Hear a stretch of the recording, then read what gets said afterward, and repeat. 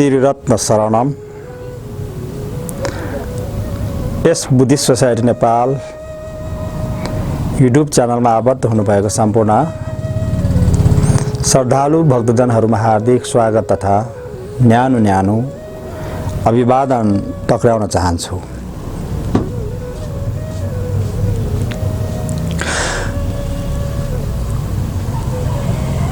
बुद्ध धर्ममा उपाय कौशल भन्ने शब्द अत्यन्तै प्रख्यात छ। थापदाङ सेरप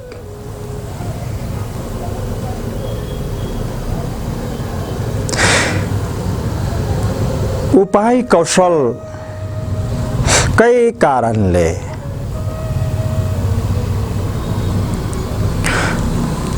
भगवान शाक्यमुनि बुद्धको धर्म अभ्यास गर्ने लाखौं व्यक्तिहरू निर्वाण भए, सिद्धि प्राप्त गरे, इन्द्रचाप प्राप्त गरे, एकै जीवनमा अद्भुत रिद्धि सिद्धि ज्ञान प्राप्त भए भनेर बताएको छ।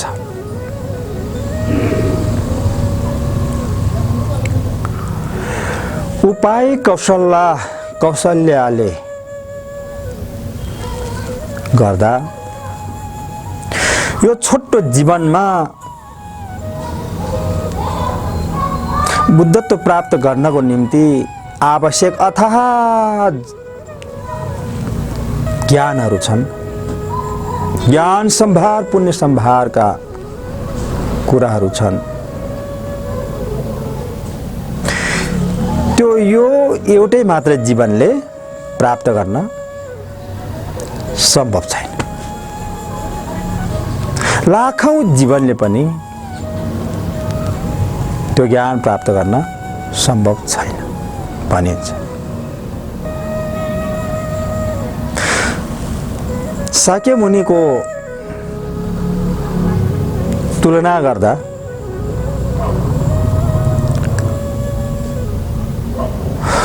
उहाँले त तिरी असंख्य कल्प बोधिको चर्या गर्नु भयो भनिन्छ। सबभन्दा पहिला उहाँ त एकजना आध्यात्मिक साधक थिए। उनी सुमेध नामक ऋषि भनिन्थ्यो। एक दिन उहाँले अचानक दिपंकर बुद्धको दर्शन भेट भयो, जहाँ उनले नतमस्तक भएर लम्पचारका साथ शरण गमन गर्दै उनले प्रतिज्ञा वा एउटा प्रण गरे कि भविष्यमा म तिमी जस्तै बुद्ध बन्न पाऊँ।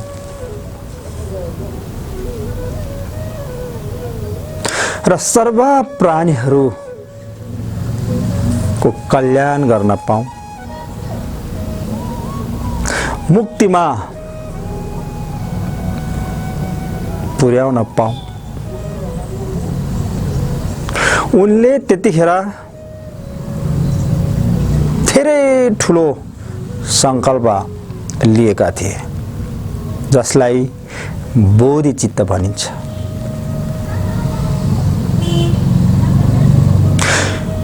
यो हो मित्रहरू बुद्ध बन्ने गोत्र।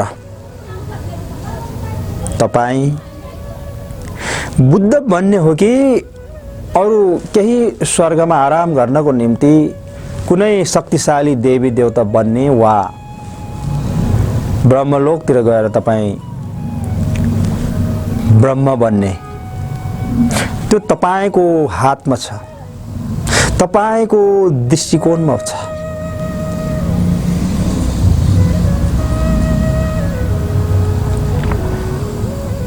त्यसैले यदि तपाई बुद्धत्व प्राप्त गर्न चाहनुहुन्छ भने एउटा कुरा याद राख्नुस् कि बोधिचित्त उत्पात जुन भनियो ती बोधिचित्त उत्पात तुरुन्तै गर्न आवश्यक छ। सम्यक र शुद्ध परम्परा, जीवित परम्परा, गुरुसँग आबद्ध भएर तपाईले प्रतिमोक्ष सम्वर र बोधिसत्वको सम्वर ग्रहण गरेर बोधिचित्त यदि तपाईले गर्नुभयो र कमिटमेन्ट गर्नुभयो भनेदेखि भविष्यमा बुद्ध बन्ने पक्का भयो। बुद्ध कसरी बन्छ याद राख्नुस् यो कुरा। बुद्ध यसरी बन्छ कि जसले बोधिचित्त उत्पाद गर्छ। मैत्री, करुणा, बोधिचित्त भगवान बुद्धको हेतु हो। बुझ्नुभयो? यदि हेतु भएन भने त्यहाँबाट फल कसरी आउन सक्छ? भुटेको बिउमा अंगुर सम्भव छैन। बोधिचित्त नभएको अभ्यासहरू बुद्ध बन्नको निमित्त भुटेको बिउ सरा हुनेछ भनिएको छ। बोधिचित्तलाई यसरी अर्थाइएको छ बोधिचर्य अवतार नामक ग्रन्थमा कि कुनै पनि केराको बोटले उसले फल दिँदाखेरि एक पटक फल दिए पश्चात त्यो केराको बोट मृत्यु हुन्छ। दोस्रो फल दिँदैन उनले। तर बोधिचित्त यस्तो प्रकारका बोट हो जसले एकचोटि फल दिएर कहिल्यै पनि त्यो समाप्त हुँदैन, झन बढी फल प्रदान गर्नेछ, झन बढी फैलिएर व्याप्त भएर जानेछ, डेभलप भएर जानेछ। त्यस प्रकारको बोधि त्यहाँ बताइएको छ। जसरी घना अन्धकारमा झिमिक्क अचानक आकाशमा बिजुली चम्के अनि एक पटक सारा ठाउँमा उज्यालो छोडे, तर तत्कालै फेरि अँध्यारो हुन्छ। त्यस प्रकारले यो संसारमा एक पटक मान्छेको जीवन अचानक फ्याट्ट पाएर तपाईँ हामी अहिले यहाँ आयौँ। त्यतिखेर तपाईँ हामीले कहिले पनि पाउन नसकेको रत्न जो अनादिकाल भनिन्छ। अनादिकाल भनेको करोडौं जन्महरू हामीले लिइसक्यो, खर्चिसक्यो, जीवनहरू व्यर्थै तपाईँ हामीले फालिसक्यौँ, खेर फालिसक्यौँ र धेरै त हामीले नरकमा गएर कास बिलाएको झोल पिए, दर्दनाक पीडा नरकमा भोगे। शूलले रोपेर तपाईँ हामीलाई ठुलो यातना दिए देखि लिएर सम्झिन नसक्ने भनेर भन्न नसक्ने सम्मको नरकीय पीडाहरू तपाईँ हामीले भोगे। किन भोगे? ती बोधिचित्त रत्नलाई यो मनमा पैदा नगरिएको कारण। त्यसैले बोधिचर्य अवतारमा भनिएको छ, बोधिचित्त बल्ल तिमी मेरो मनमा आएछौ। पहिल्यै आइदिएको भए ती डरलाग्दो नरकको दुःख, डरलाग्दो नरकमा कास बिलाएको, तामा बिलाएको ती तातो रापिलो झोल मुखमा पिउनु पर्दैन थियो। बोधिचित्त ढिलो भए पनि आएछौ। अब ढुक्क भयो।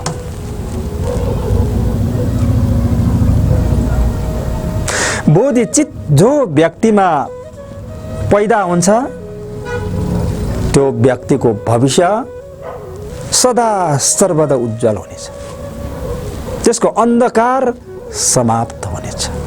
त्यो त हामीले कोठामा बालेको लाइट जस्तो, बत्ती जस्तो हो। जुन कोठामा अँध्यारो छ, तपाईले अँध्यारोलाई लखेट्नु पनि पर्दैन, हटाउनु पनि पर्दैन। त्यसको लागि तपाईले अँध्यारोलाई केही गर्नु पर्दैन, मात्रै तपाईले उज्यालो बत्तीलाई बाल्दिनु पर्छ।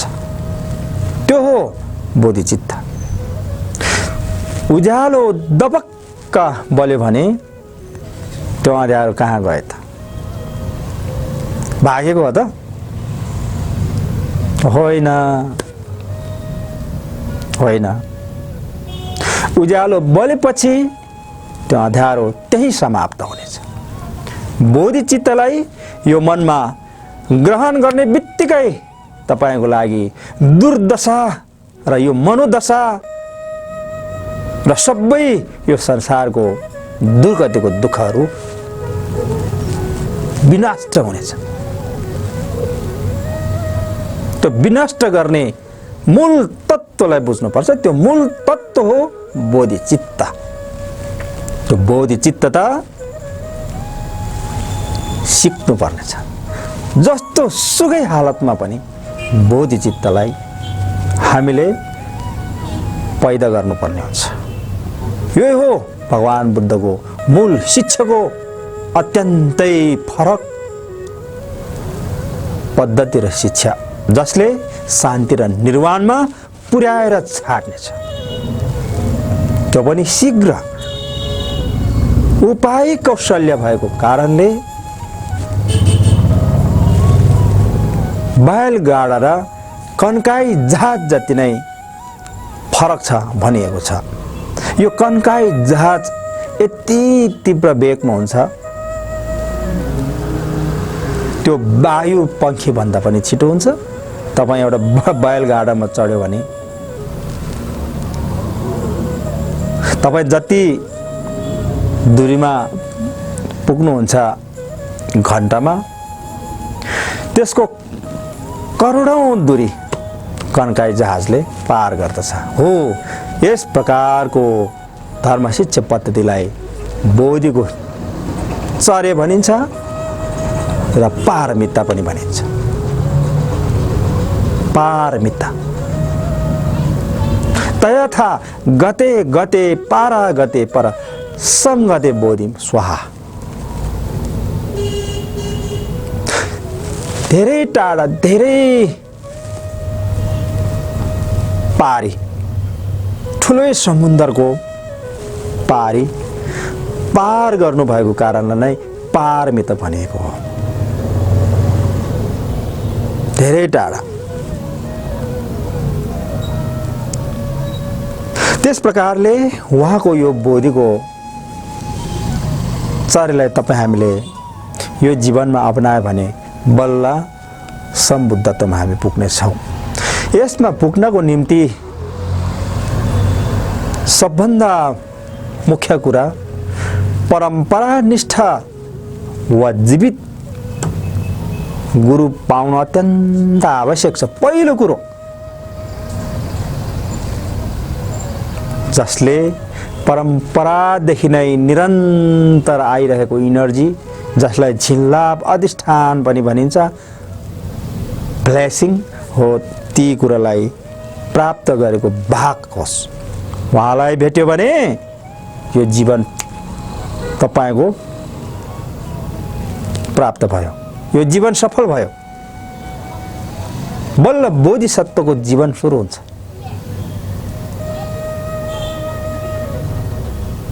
त्यसैले त्यस प्रकारको गुरुलाई हामीले खोज्न जरुर छ। 3 प्रकारको ग्याल्वा गङ्गे रिग्जेन दागी गङसङ याङ्गे भनिन्छ।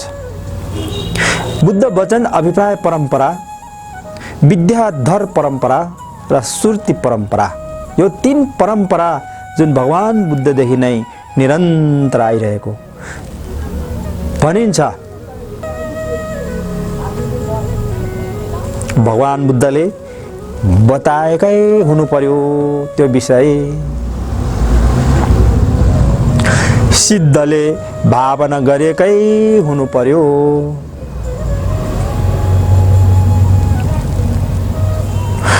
अनि विद्वानले लेखेकै हुनु पर्यो। आचार्यले व्याख्या गरेकै हुनु पर्यो। यो चारवटा कुरा छ भने त्यसले भनिन्छ मित्रहरू बुद्ध वचन, भगवान बुद्धको स्पेशली धर्म शिक्षा। यो पाए भने बल्ल काम बन्छ। यो संसारको दुर्गतिको दुःखबाट अनि फुत्त विमुक्ति भएर निर्वाण हुनेछ, बुद्धत्व हुनेछ। होइन भने तपाईँ हामी त अल्झिने छौँ। हामी त अल्झिने छौँ यहाँ। त्यो वहाँ यो आदि इत्यादिको नाममा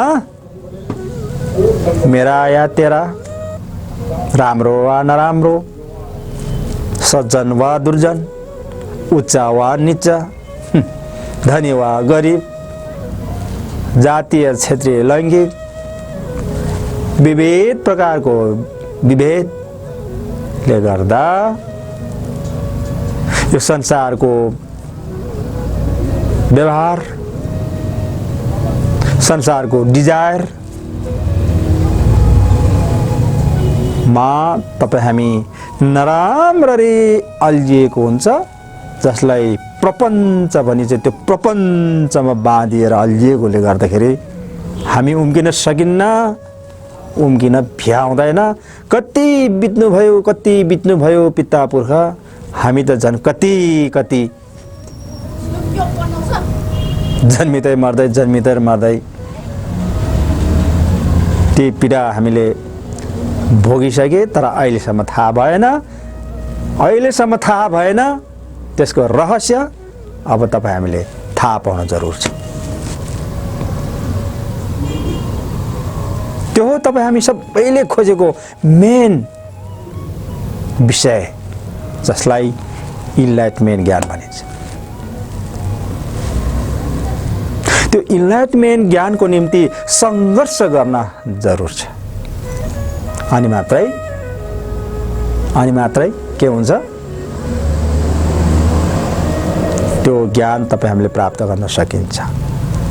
जति कठिन सङ्घर्ष हुन्छ त्यति नै जित शानदार हुन्छ।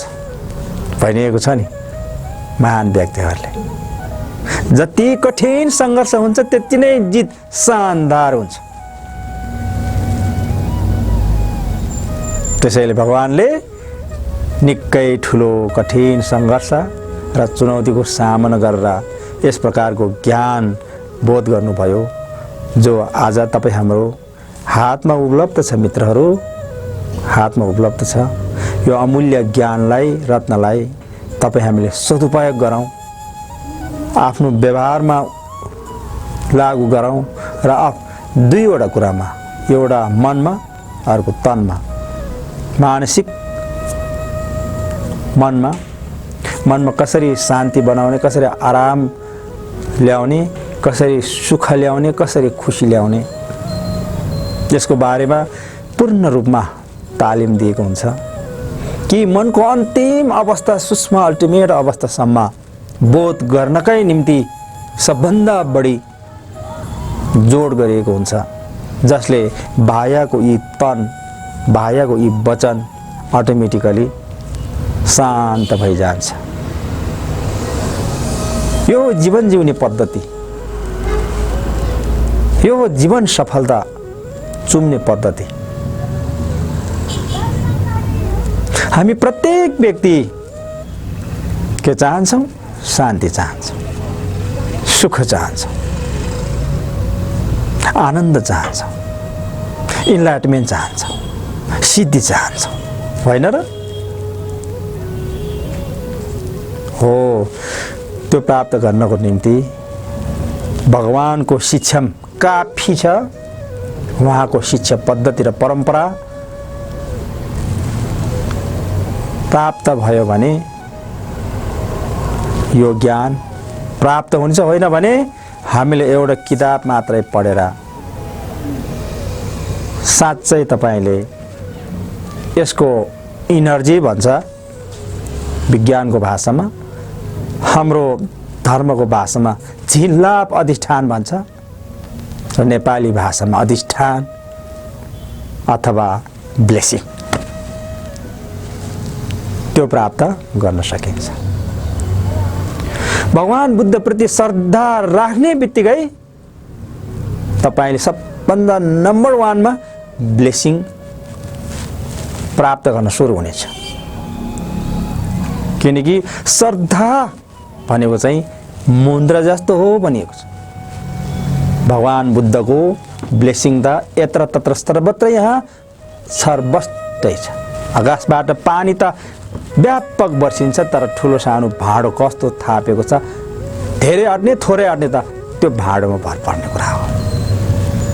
भगवान बुद्धको ब्लेसिङ यत्र तत्र सर्वत्र भए पनि यदि श्रद्धा उहाँप्रति छैन, उहाँप्रति तपाईको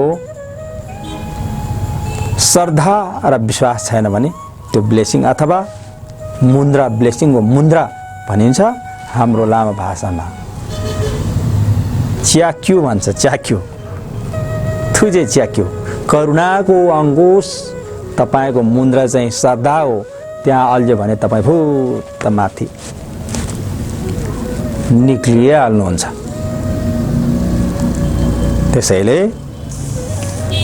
भगवान प्रति श्रद्धा गरेर आजैबाट बोधिको चरेमा अघि बढ्नुस्।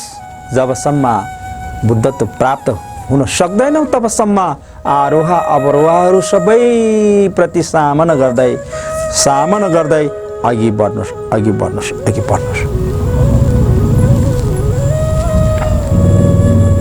धन्यवाद। भवतु सर्वमङ्गलम्।